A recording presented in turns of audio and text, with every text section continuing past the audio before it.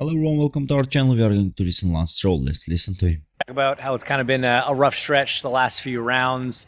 When you're in a situation like that, do you almost wish there were a few more races in the season to try to get it, a little bit more momentum going your way before you at the end of the season? Yes and no. I mean, I think it's really just about next year and hitting the ground with a new and better car, philosophy of car. I think that's what we're all kind of looking forward to now. We know that this year we brought a lot of updates that were disappointing in the end, and we didn't keep them on the car. We're still on the package from the fourth race of the season, and we've brought in, I think, 4 upgrades or whatever since then, and they all disappointed us. So it's really now just about focusing on next year and getting a good winter's work in to hit the ground in a much stronger position beginning of next season.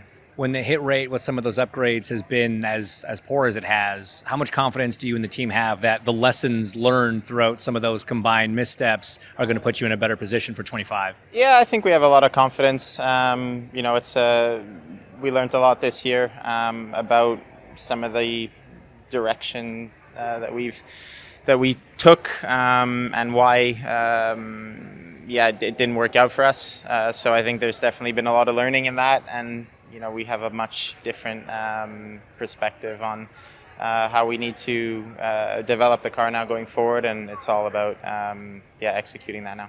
And just finally, how nice would it be to kind of end the season with that strong result and get a few points on the board going into the winter? Yeah, very nice. I mean, we know it's going to be a challenging weekend for us, as it's been for sure.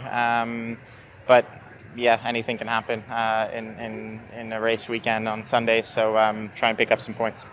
Good to see you, Lance. Listening to Fernando, he's talked about how there hasn't been much to drive for or compete for the team this year. You've pretty much known what position you'd finish in the Constructors. Can you talk about how useful the year has been in maybe developing for next year or years to come? Yeah, I think it's been a frustrating second half of the season, especially the first half of the season. We were, not as happy as we were beginning of last year, but we were still, scoring points week in, week out. The second half of the season, after a shutdown, has been definitely much more of a challenge. But we know what we got to work on. We know the weaknesses, of our car, aerodynamically, mechanically, all that stuff that we got to focus on for next year. So that's where all the energy is going to now. About how it's kind of So that's where all the energy is going to now. About how it's kind of been on for next year. So that's where all the energy is going to now. Thanks to Daddy Stroll, he has the seat on Formula 1. I think he didn't deserve that. But okay, never mind. I think in 2025, with Adrian Newey, the new chapter will begin for the Aston Martin. I hope they will more competitive than this year. It will be interesting to watch how they will perform with Adrian Newey, how the Fernando Alonso will perform with better car. Let's say we hope like that the Newey will make amazing car for the Aston Martin. But there is a lot of question marks.